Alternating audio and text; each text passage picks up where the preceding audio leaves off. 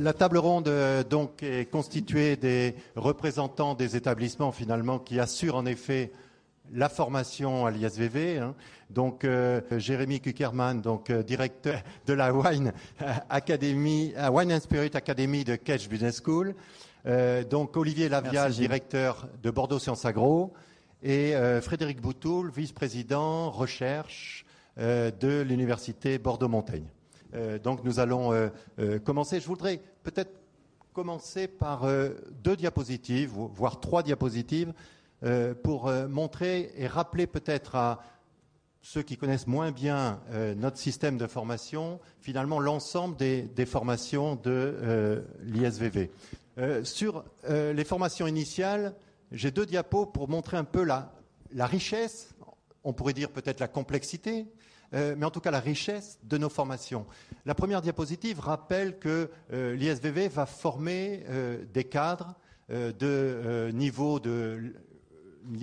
licence professionnelle, par exemple, ou des cadres en énologie, des ingénieurs, grâce finalement à des formations qui sont professionnalisantes. Je citerai les 3 licences professionnelles très très importantes dans notre conception de la formation, puisque finalement nous sommes au niveau Bac+3 avec une insertion professionnelle directe. C'est la licence professionnelle Énotourisme, la licence professionnelle Énocontrôle et la licence de commercialisation du vin et des spiritueux, qui montre bien que l'ISVV se préoccupe, et on en reparlera, je crois que ça fera partie aussi de notre discussion, de la formation courte, ou en tout cas pas très longue.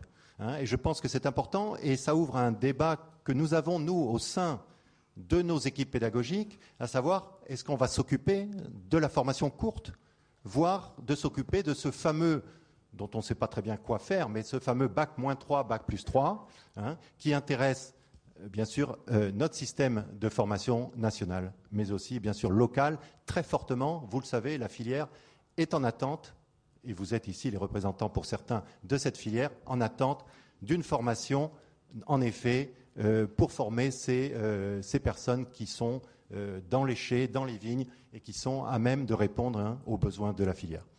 Je rappellerai aussi, évidemment, que l'ISVV forme, de par l'ex-faculté d'œnologie et donc l'insertion de cette faculté d'œnologie dans l'ISVV, les œnologues, sous le diplôme national d'énologue, qui est évidemment, là aussi, une partie importante de la formation, puisque nous allons former directement les winemakers, comme aurait dit Waterhouse il y a quelques minutes.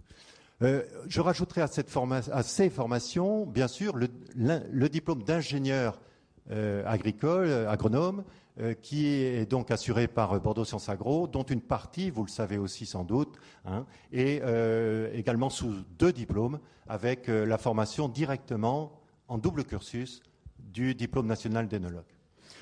Sur cette diapositive, j'ai voulu rajouter aussi les diplômes d'université. Alors c'est une formation des formations évidemment différentes, puisque ce n'est pas des formations nationales.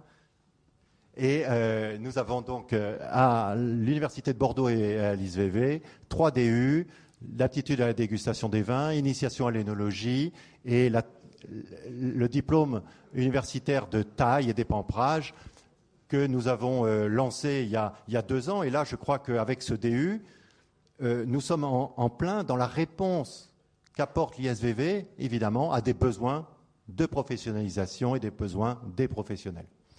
Sur la diapo suivante, elle est très complète, elle est très lourde peut-être, ça n'a pas beaucoup d'importance. L'idée était de montrer qu'avec cette 2e diapositive, nous sommes sans doute au cœur même de la formation de l'ISVV, c'est-à-dire la masterisation.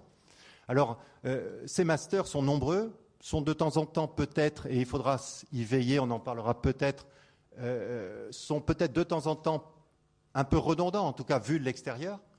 Ils sont également, ils permettent tout de même de couvrir un large périmètre des formations, et notamment lorsqu'on voit le droit, l'économie, le management, l'énologie, la viticulture, les masters en anglais, les masters avec des réseaux internationaux, les masters avec des réseaux plus locaux et notamment interrégionaux, montrent bien non seulement l'effort que nous avons fait les uns et les autres pour construire cette masterisation forte, de temps en temps même qui nous questionne. Hein. Est-ce qu'il faut aller véritablement sur une si forte importance du bac plus 5 ? Est-ce que les professionnels en ont besoin ? La profession, et est-ce que toutes ces compétences vont se retrouver après dans le milieu professionnel ?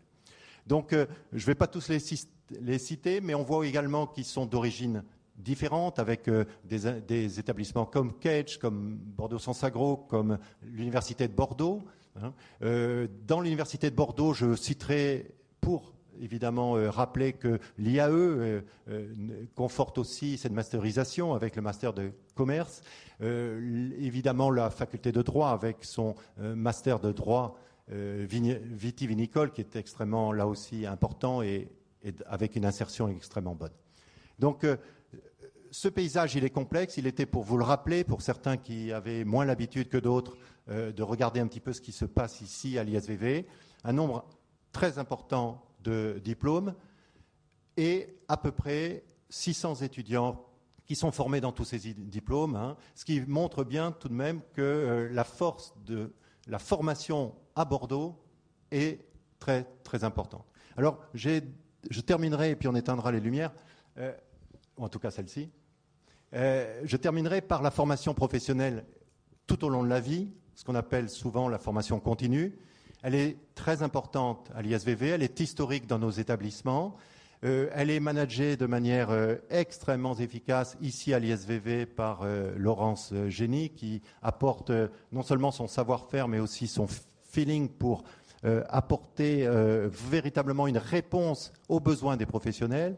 On a inventé les uns et les autres des formations courtes, des formations certifiantes, des formations qui, j'espère, répondront de mieux en mieux aux professionnels là aussi, sous forme là aussi d'une sécurité dans la formation. Nous sommes en développement et en certification. Ici à l'ISVV, c'est terminé déjà depuis le mois de novembre. Enfin, c'est terminé. Ça commence toujours la certification. C'est jamais terminé, mais nous avons donc obtenu la certification. Bordeaux Sciences Agro est en train là aussi de terminer ce processus. La certification permet également de répondre bien sûr au financement, ce qui est important dans ces processus de formation continue. Voilà pour une première image de la formation à l'ISVV, ce qui en montre sa complexité, encore une fois, sa richesse et son nombre d'étudiants. Derrière, bien entendu, un nombre d'enseignants, on oublie souvent d'en parler, hein, enseignants titulaires, enseignants-chercheurs, ce qui en fait là, évidemment, le principe même de la formation universitaire, mais sa richesse. Et puis aujourd'hui, évidemment, parler de tous ce qu'on appelle des vacataires, peu importe, des enseignants professionnels qui nous apportent un complément indispensable à nos formations. Ces professionnels qui nous aident sont extrêmement nombreux. Pratiquement tous nos diplômes sont professionnalisants ou en tout cas sont vers la professionnalisation directe, et c'est extrêmement important d'avoir cet apport. À travers cette journée, bien entendu, on veut également les remercier de leur impact, de leur importance et de leurs aides qu'ils nous apportent tous les jours.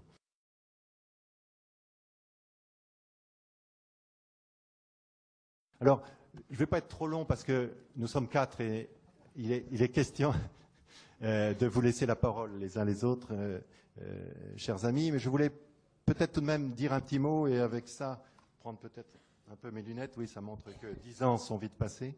Il y a 10 ans, je n'avais pas de lunettes. Je voulais remercier évidemment le gardien du temps qui nous a permis d'avoir une table ronde complète, ce qui n'était pas assuré ce matin. Et donc, merci beaucoup. Je voudrais avoir une petite pensée pour les étudiants de l'ISVV. Je crois que quelque part, et j'en prends évidemment ma part, on a raté quelque chose un petit peu, ces 10 ans, cette fête, cet anniversaire. On a quelque part oublié de faire contribuer ou d'inviter ou de partager avec les étudiants, ou en tout cas avec la majorité des étudiants, cette fête. Alors, au moment où on parle des formations, évidemment, on pense aux étudiants parce que cette formation n'a aucun intérêt si ce n'est pas, évidemment, vis-à-vis des étudiants. Donc, certains sont là, certains, bien sûr, les doctorants ont été là longtemps, là ils sont un peu partis, mais ils ont été là longtemps depuis ce matin. Certains sont également des représentants, des élus étudiants qui sont là aussi, et je les remercie d'être présents. Mais globalement, finalement, on a quelque part, c'est vrai, un petit peu, peut-être raté un petit peu cet anniversaire complet, qui aurait été complet avec tous les étudiants. Alors, peut-être également se souvenir que 10 ans sont très très vite passés, que l'ISVV a 10 ans, mais en fait tout le monde sait que l'ISVV a bien plus de 10 ans, et que l'ISVV s'est construit un peu avant, hein, beaucoup avant même, et que ça a été encore, et c'est normal, une gestation assez longue, et on peut dire presque qu'on fête déjà nos 15 ans, peut-être même un peu plus. Ces 15 ans, ces 10 ans, c'est aussi beaucoup de monde qui ont contribué à cette ISVV. On n'a pas le temps de parler de tout le monde, bien sûr, de remercier tout le monde, des gens qui sont déjà partis dans d'autres endroits pour travailler aussi, des autres qui nous ont quittés et évidemment on a été très affectés par beaucoup de disparitions précoces. Il y a peut-être une personne à qui je voudrais rendre hommage aujourd'hui parce qu'elle a travaillé peut-être plus dans l'ombre mais extrêmement de façon importante, c'est Bernard Donèche, mon prédécesseur. Bernard Donèche, doyen de la faculté d'œnologie, qui a énormément travaillé sur la construction même de l'ISVV dans la partie formation. Et je crois que derrière lui, ça permet aussi de remercier beaucoup d'autres personnes qui ont contribué à tout ça. Ce matin, également, on raisonnait, ce matin et cet après-midi, on raisonnait beaucoup de mots autour de l'histoire, autour finalement de quelque chose qui s'appelle l'école bordelaise d'énologie. C'est important, quelqu'un a rappelé qu'il faut savoir d'où on vient, hein, c'est Pierre Liédo je crois, il faut savoir d'où l'on vient pour savoir ce que l'on va faire, et je crois que ça on ne l'oublie pas ici. Je crois que l'ISVV est certainement, on l'a conçu comme ça et on l'a vécu comme ça depuis 10 ans, la suite et même l'école bordelaise d'énologie, et c'est comme ça qu'on veut encore le vivre dans les années qui suivent. Oui, et de viticulture, bien sûr. Mais quand on parle, c'est marrant parce que quand on parle d'énologie, pour nous, la viticulture est forcément intégrée. Je ne sais pas s'il faut répéter à chaque fois les deux mots. Ils sont dans l'ADN de l'ISVV, mais on fait de la viticulture pour faire du vin, j'espère que tout le monde le sait. Et sinon, ce n'est pas la peine de faire de la viticulture. Hein. Ou alors on fait des raisins secs. C'est un débat, mais tant mieux, on est là pour débattre. Mais encore une fois, je m'excuse si j'ai dit que l'énologie. Voilà. Je crois que j'ai à peu près tout dit. Cette table ronde, donc, elle va commencer, peut-être un peu trop tard, j'ai parlé trop longtemps, et donc je laisserai la parole pratiquement à mes collègues tout le temps. Quelques thématiques vous sont proposées, ou nous sont proposées, on les a un petit peu préparées. L'internationalisation de notre formation, et donc forcément aussi l'ouverture à l'international, c'est en écho presque à ce qu'on a entendu à l'instant. L'agroécologie, bien sûr, avec l'évolution des pratiques, l'adaptation des formations à cette évolution, là aussi, bien sûr, l'écho est permanent.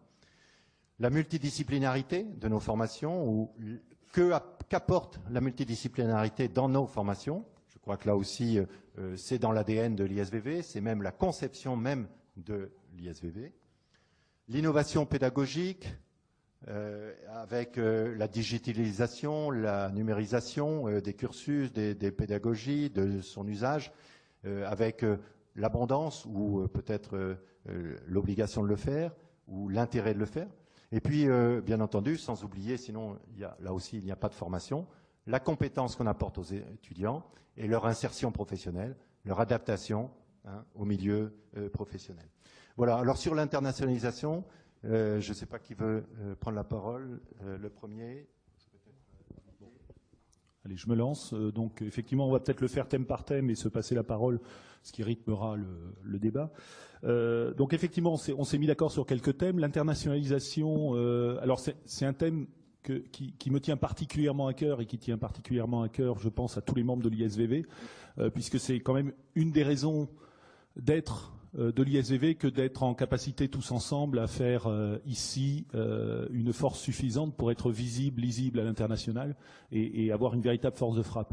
Et chacun des établissements, alors évidemment on est 4 ici à la tribune pour symboliser justement cette force collective qu'on a, je pense même la responsabilité de mettre en place.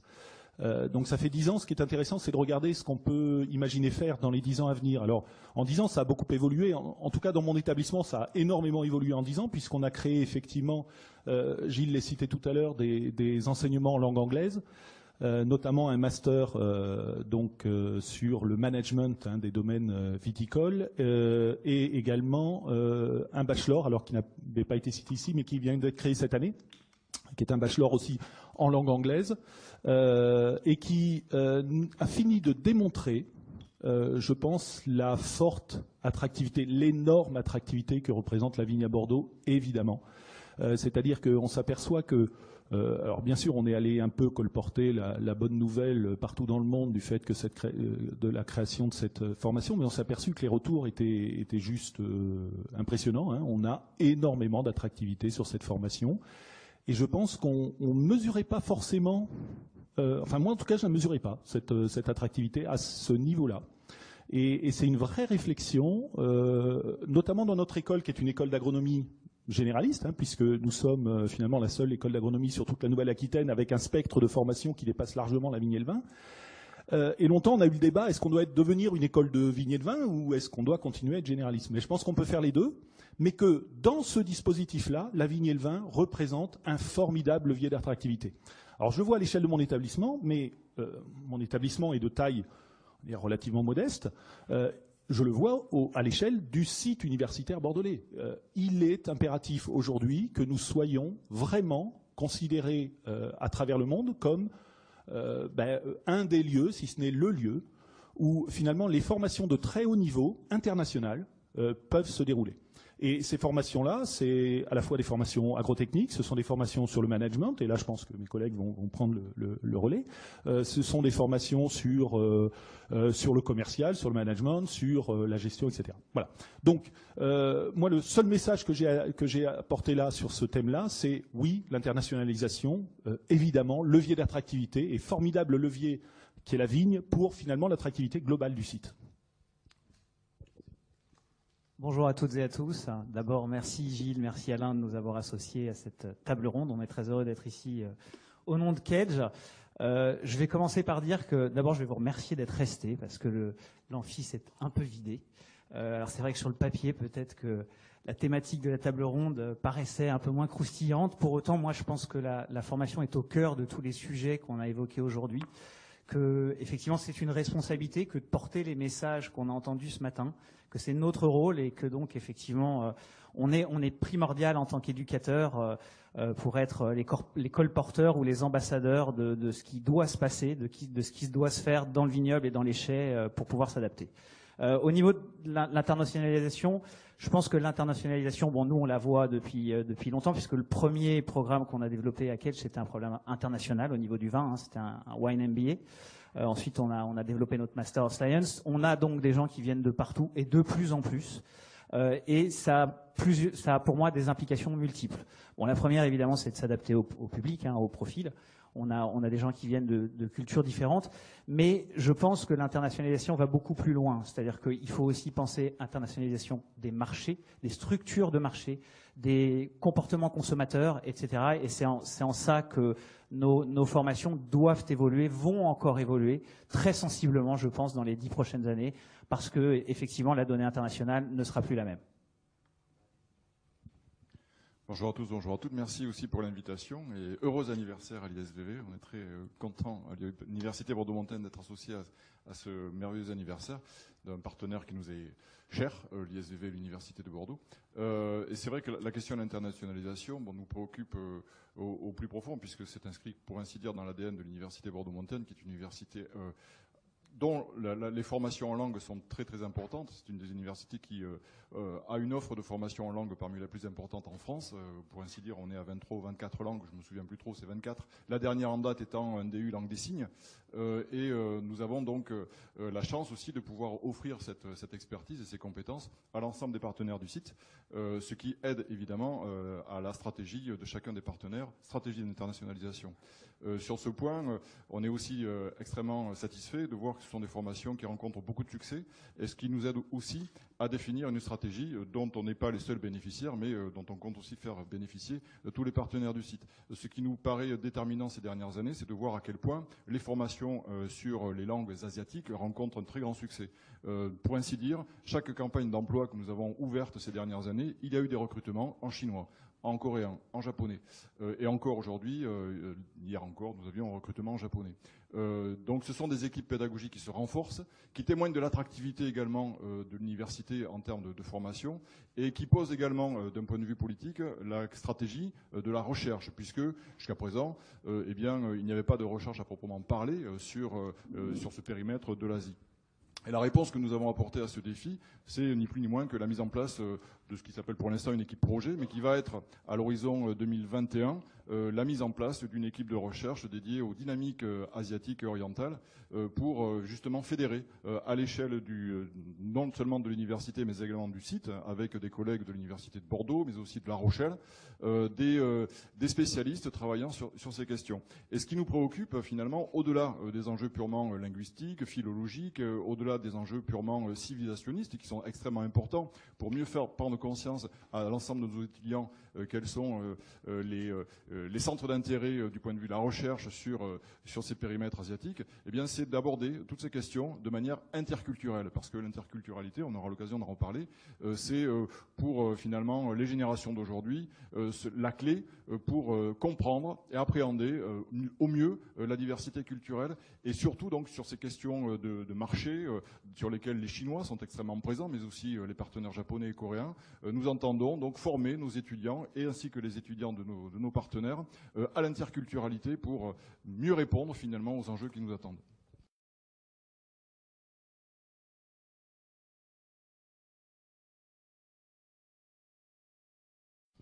Merci Frédéric. Sur l'international, pour ne pas trop prolonger tout de même le débat, je pense que c'est très important. On se pose une question forte par exemple sur la Chine, bien sûr. On est titillé fortement. L'ISVV, sachez que l'ISVV s'en va en Chine avec une délégation assez nombreuse dans quelques jours pour justement finaliser une idée de rapprochement avec quelques centres, pas beaucoup, quelques universités, pas beaucoup. Ce qu'il faut, c'est bien les choisir, pas se tromper. C'est important parce que, bien entendu, c'est un partenaire dont il faudra compter, c'est un partenaire qui est très important pour la filière. Ce qui nous accompagne tous dans l'idée, c'est qu'il vaut mieux peut-être que ce soit nous qui formions, je dirais, les étudiants chinois que les Australiens ou que d'autres. Pourquoi ? Parce que ça, non seulement, bien sûr, éventuellement, c'est intéressant pour former, parce que l'école de Bordeaux doit former les étrangers, mais aussi parce qu'on apporte notre culture et qu'un Chinois formé par nous est un Chinois qui appréciera aussi les vins et donc nos vins sans doute aussi. Donc je crois que c'est bien plus large que la formation elle-même, c'est bien plus large que former un étudiant chinois. Si on prend la Chine, mais on pourrait prendre d'autres exemples, c'est également ça. Peut-être reprendre la... Ah, je prête pas. Sans micro, ça peut pas marcher. Oui, très court. Dieu sait que je suis convaincu de l'international, tu sais Gilles. J'aimerais qu'on réfléchisse beaucoup à la réciprocité. Il me semble aussi important d'envoyer des Français et de donner l'opportunité à des Français et des Européens de connaître la Chine et le marché chinois que de leur apprendre à boire nos vins. Donc dans toutes nos démarches de demain, j'aimerais vraiment que cette réciprocité soit au cœur des processus. Ce qui est en général le cas d'ailleurs, souvent sur des échanges, notamment académiques. Donc, je pense que si j'ai insisté sur l'envoi, c'était parce que je pense que l'attractivité est quand même quasiment déjà gagnée. Peut-être qu'on peut rapidement passer à un deuxième thème qui est l'agroécologie. Et peut-être que tu peux. Alors, donc on est pressé par le temps, donc on va le faire rapidement. Mais bien entendu, l'agroécologie est au cœur de nos préoccupations. Alors quand on parle d'agroécologie, c'est l'ensemble des réponses, on va dire, aux transitions, aux changements climatiques et à l'ensemble des conditions. Et c'est le fait que aujourd'hui, on ne peut plus se permettre effectivement de porter l'image d'une viticulture telle qu'elle est portée dans les médias. Et on doit tout faire pour accompagner la profession dans cette transition vers, en tout cas, alors à la fois les pratiques, mais aussi la communication hein, sur les actions qui sont entreprises, et puis jouer collectif là-dessus. La formation, on a beaucoup parlé de VitiRêve hein, tout au long de la journée.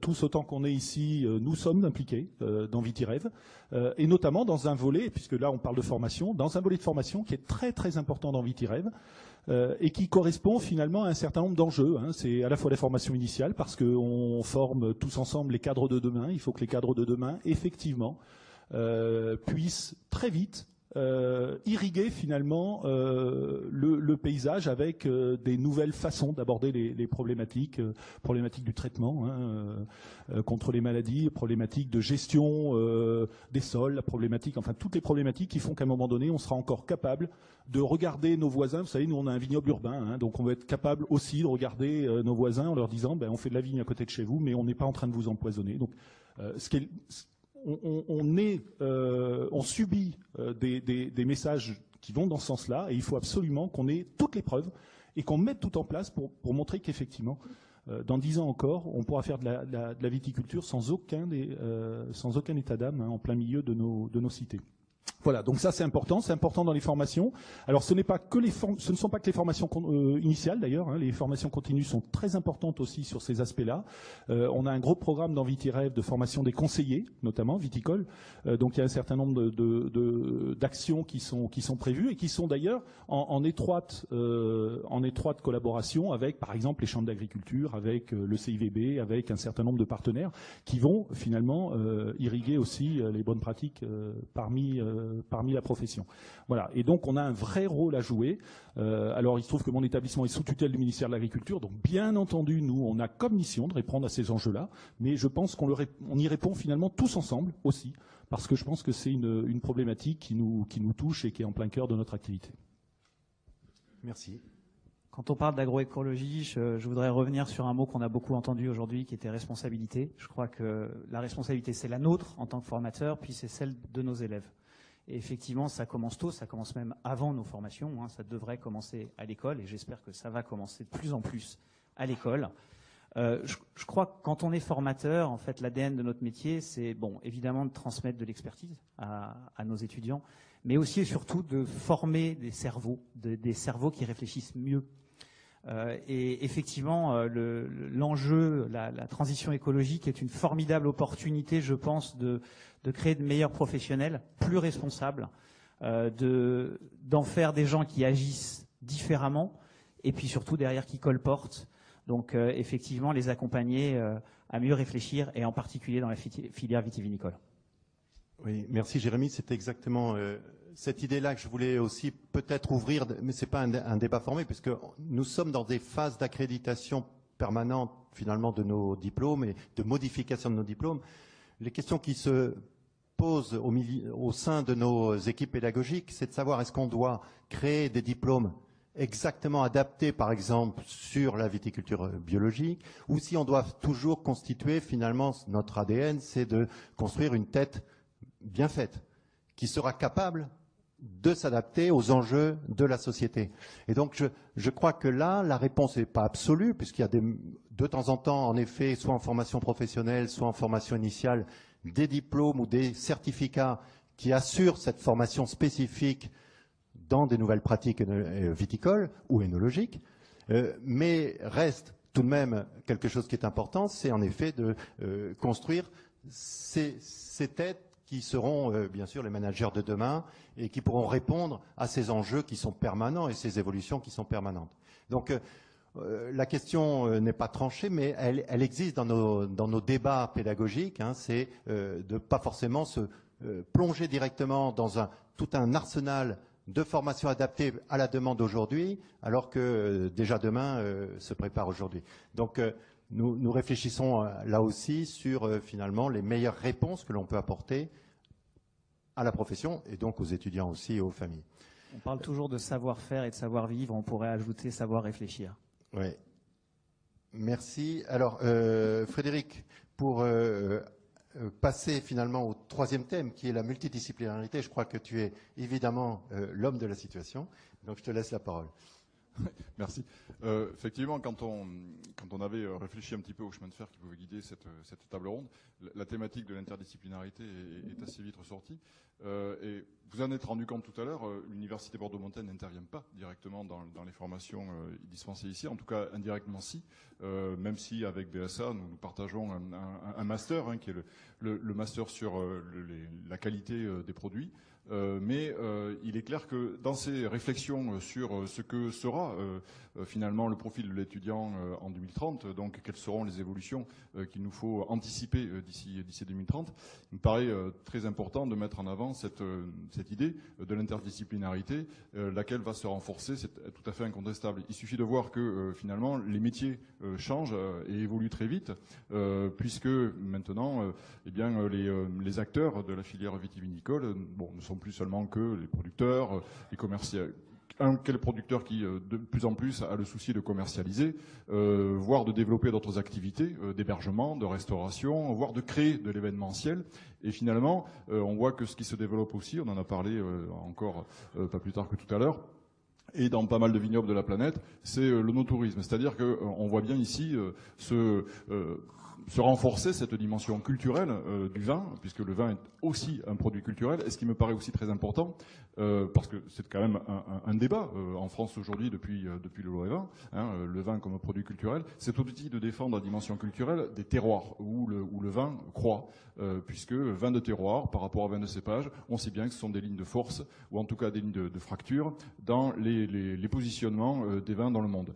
Eh bien, sur ces débats-là, il est important d'avoir conscience que une approche interdisciplinaire est une clé d'un bon positionnement dans cette compétition internationale, et qu'il faut que les futurs acteurs de la filière vitivini soient parfaitement ouverts à l'interdisciplinarité, en particulier au fait que cette interdisciplinarité permette de se mettre à la place d'autrui, c'est-à-dire d'estimer, d'apprécier les autres vins du monde, les goûts, la variété des goûts, et ça, cette capacité, cette empathie à autrui, en tout cas cette capacité à se positionner sur autrui, eh bien c'est plutôt les formations.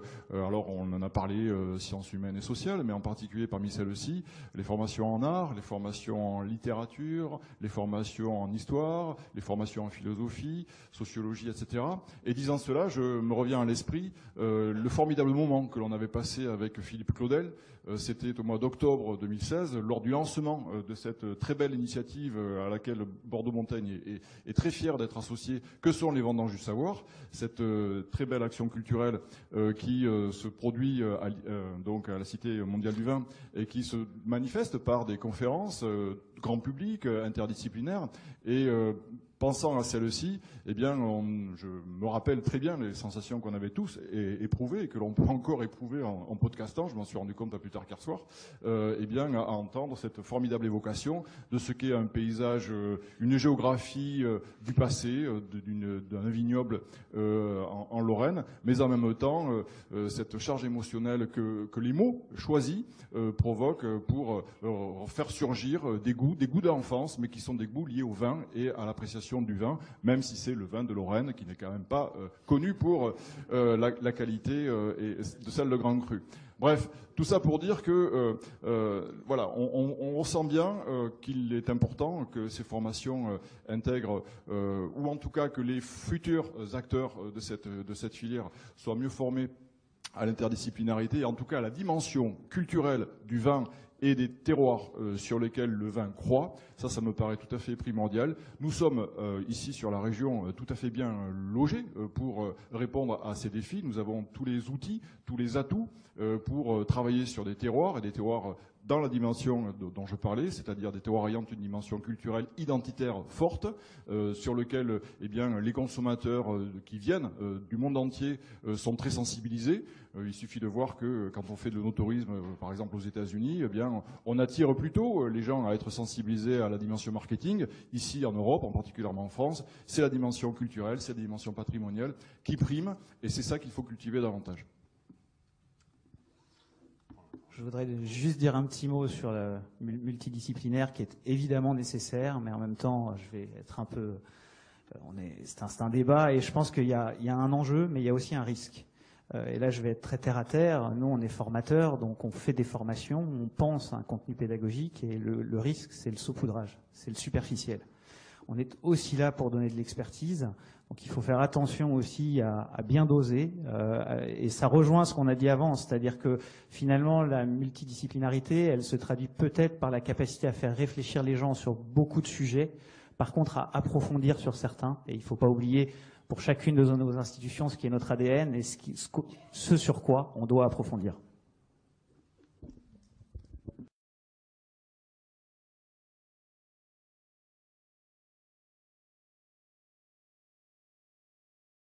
Oui, alors complètement d'accord avec ce que vient de dire Jérémy.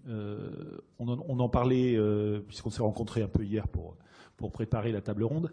Il y a débat effectivement sur le spectre de compétences. C'est-à-dire que je pense qu'on manque de temps dans nos formations en général. On est tous persuadés qu'effectivement il faut notamment quand on veut former à Bac+5 des managers, il faut former des managers très ouverts. Moi, je suis très content d'avoir, par exemple, développé maintenant la géopolitique dans notre école. Donc, des aspects géopolitiques, ça permet d'ouvrir complètement les dimensions un petit peu et sur des notions qui sont vraiment très différentes des notions premières que l'on pense trouver dans une école d'agronomie, mais qui permettent d'ouvrir tout ça. Sauf que, effectivement, nous, notre formation dure 3 ans, le DNO, c'est 2 ans, et on avait le débat. Gilles, lui, rêve d'un DNO à 3 ans. Nous, on est en train de dire, ça serait peut-être pas mal qu'on recrute une partie de nos promotions à post-bac et qu'on ait 5 ans pour les former, comme le font certaines écoles privées d'agriculture, pour le coup.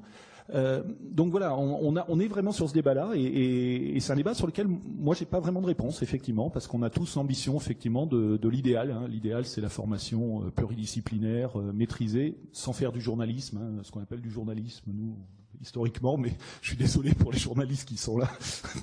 mais c'est du saupoudrage, effectivement. Le mot est mieux. Oui, merci. Je pense qu'on a tous écouté ce matin des interventions passionnantes, et évidemment, en écho, on a aussi cette idée.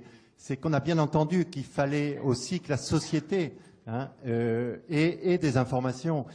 Donc c'est aussi ça. Comment bien former tous ces étudiants, comment leur donner une richesse qu'ils peuvent utiliser justement sur ces grands enjeux. Je voudrais peut-être être quand même un peu plus, je ne sais pas si c'était optimiste, mais plus précis peut-être, pour dire que quand même dès la dernière accréditation de nos diplômes, les équipes pédagogiques ont fait, notamment dans le cas de l'ISVV, et c'est pour ça que l'ISVV, ça fonctionne aussi, même si c'est compliqué, ont fait énormément d'efforts pour voir comment on pouvait justement mutualiser, intégrer, mélanger des étudiants, avec de temps en temps des difficultés, certaines, parce que quand on a des étudiants de droit, des étudiants d'économie, des étudiants issus de l'agronomie, la biologie ou la chimie, ils n'ont pas le même, évidemment, ni les mêmes prérequis, ni les mêmes discours et le même vocabulaire. Mais il y a des choses qui fonctionnent. On les a vues, on est en train de les modifier aussi, mais il y a des choses qui ont été extrêmement positives. Je regarde Ronan qui dirige le master de droit. Il y a vraiment des choses qui fonctionnent. Donc, et y compris évidemment avec Bordeaux-Montaigne, puisque le fameux master de qualité est également intégré à cette idée de mutualiser, de mélanger, de mixer les équipes et de faire des projets tutorés en mixant justement un petit peu ces étudiants. Donc la multidisciplinarité, c'est aussi très concret. C'est aussi mélanger nos étudiants et pas simplement faire du saupoudrage.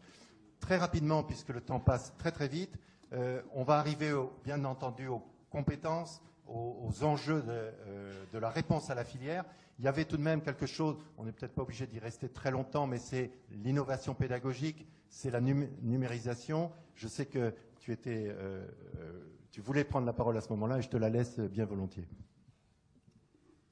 Oui, ce qu'on appelle le distance learning ou distanciel, qui est un sujet important, je pense, aujourd'hui, qui, à mon avis, offre des opportunités. Alors, je pense à la première slide ou la deuxième slide qu'on a vue sur le petit PowerPoint où on avait une photo de quelqu'un qui était en train de tailler.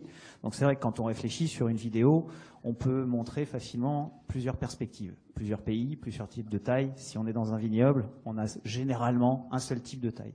Donc, ça, c'est l'aspect avantage. Après, l'aspect inconvénient, et c'est là où il faut se poser les bonnes questions et trouver les bons formats, c'est qu'on perd l'aspect humain. Et que dans la formation, moi je pense que quand l'enseignant est là, au moins une partie du temps, c'est très important. Pour reprendre l'exemple de la taille, il montre le geste, il guide. Et donc je pense qu'on ne peut pas non plus se couper complètement de l'humain. Donc peut-être qu'il faudra arriver à ce que l'on appelle du blended, du mixé distanciel et présentiel. Probablement, je pense que c'est l'avenir. Il faut qu'on se pose des questions et il faut qu'on avance sur le distanciel parce que voilà, je pense que ça fait partie de. Et puis on est sur une génération qui est la génération du digital, qui est la génération de l'image. En même temps, et on le voit aussi dans l'éducation de nos enfants, le danger, c'est de tomber une nouvelle fois dans le zapping, et donc il faut surtout pas tomber là-dedans. Donc tout est une question de dosage et ça va être l'enjeu, je pense, sur ce sujet-là.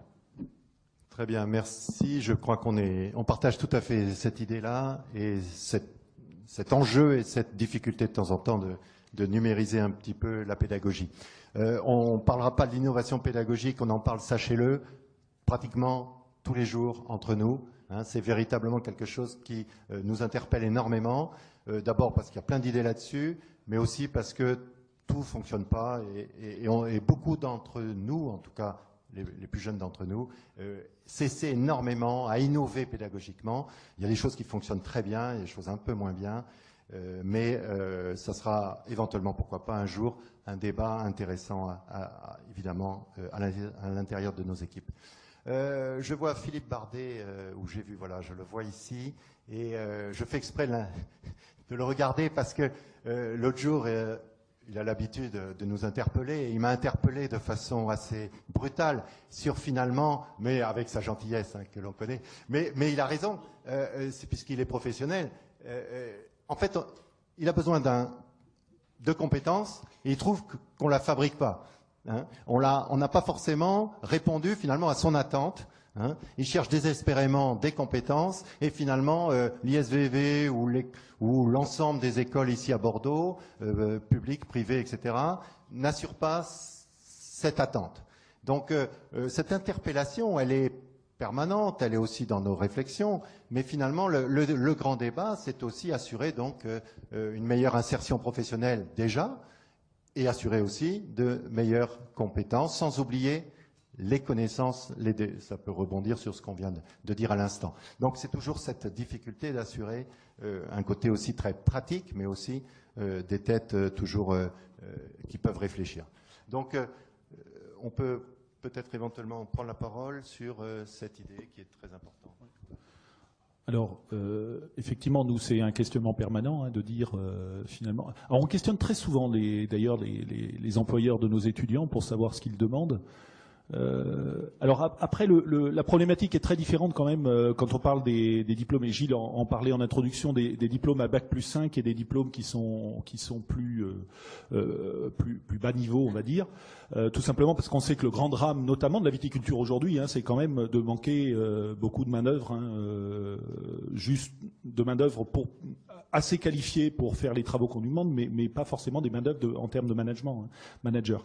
Donc nous, on est en capacité à répondre aux questions qui nous sont posées sur nos niveaux de diplôme et en capacité quand même à réfléchir, alors en particulier notre établissement, puisqu'on est sous tutelle du ministère de l'Agriculture, à réfléchir très fortement, notamment avec l'enseignement technique, à essayer de travailler au maximum à la réponse des employeurs sur les autres thèmes. Donc on joue un peu sur la réponse globale à ça. Sauf que ici à l'ISVV, ce qui nous préoccupe effectivement, c'est plutôt les formations, on va dire Bac+3, Bac+5, et qu'effectivement là, quand on questionne nos employeurs, Moi, je m'aperçois quand même que très souvent, ils nous disent bon, les compétences, connaissances, il en faut. Il faut une culture de base. C'est important qu'on ait des jeunes qui sortent pas de n'importe où, etc., qui est plutôt la tête bien faite, etc. Mais ce qu'on veut, c'est surtout des gens bien élevés, des gens qui ont une qualité d'écoute, des gens qui ont du savoir-être. C'est pour ça que la réflexion, elle est quand même là. Hein. C'est-à-dire que nos enseignements, ça doit être des enseignements qui enrichissent. On en parlait tout à l'heure, et ça permet de répondre finalement à pas mal de questionnements, notamment sur du questionnement de niveau au cadre, hein,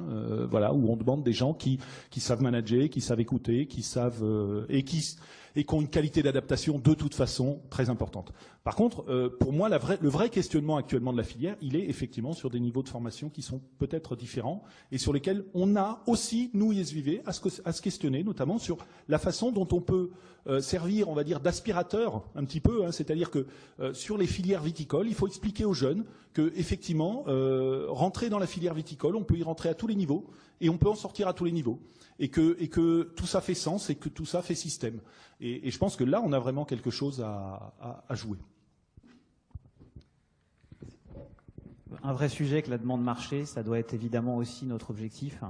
Nous, on a une personne qui est en charge, qui est ici, Patrice, qui fait un travail formidable, qui est en charge de la relation filière. Donc on est, nous, en communication en permanence avec nos alter ego de la filière. En plus, nous, notre programme, le master spécialisé, ce sont des gens qui sont en contrat de qualification, contrat pro, donc qui sont en poste. Donc évidemment, on a des retours immédiats sur leurs compétences. Donc c'est évidemment un enjeu majeur. C'est aussi, je pense, quelque chose qui va évoluer parce que tout ce qu'on a évoqué va créer de nouveaux postes. Hein, donc il risque d'y avoir des responsables sustainability ou des responsables développement durable, etc. Il risque d'y avoir des gens en charge de la viticulture de précision, donc des gens qui comprennent les modèles. Il risque d'y avoir aussi probablement plus de community managers, donc de gens qui s'occupent des médias sociaux, hein, c'est quand même une réalité. Bref, il y a de nouveaux métiers qui arrivent. Et puis effectivement, il y a la notion d'apprentissage et de former des apprentis. Ça peut paraître parfois sur le papier moins noble, et c'est effectivement pas les bac+4 généralement, mais je pense que c'est très important, c'est notre rôle aussi. Donc nous, on se pose des questions chez Kedge sur cette partie-là. Il est possible qu'on ait des annonces assez rapidement sur d'autres métiers, d'autres compétences. C'est bien joué pour le teasing. Je crois que, juste pour rebondir sur le savoir-être, je crois que c'est très important, on en discute beaucoup, et notamment avec Stéphanie Marchand, qui est en charge de l'insertion des stagiaires. Et c'est quelque chose qui nous préoccupe presque plus que la compétence qu'on apporte à nos étudiants, parce que ça, on n'a pas peur, mais on a souvent plus de difficultés ou plus d'appréhension sur leur savoir-être et l'insertion dans finalement la société ou le château viticole. Également, je pense que pour répondre peut-être, et on en a parlé hier évidemment, sur la formation, non pas de nos managers, mais peut-être de compétences d'un niveau différent, je crois que le rôle de l'ISVV, c'est peut-être aussi la formation des formateurs. On en parle beaucoup, on a déjà développé des choses et on en parle aussi avec d'autres personnes, avec Stéphane Becquet en particulier. La formation des formateurs, c'est notre rôle à nous, universitaires, études supérieures, etc. Et donc là, il y a un vrai enjeu aussi, et ça sera le rôle sans doute prochainement de l'ISVV pour répondre finalement à ce que demande la profession, c'est-à-dire de former des personnes qui sont dans la pratique. Voilà, Alain me faisant les gros yeux depuis 2 minutes. On n'a pas perdu de retard, on n'a pas perdu de temps. Et je crois qu'on est à peu près bon, ne sachant pas ce qui se passe après. Je vais laisser la parole à Alain. Et surtout, je remercie mes collègues d'avoir bien voulu animer cette table ronde. Merci à vous.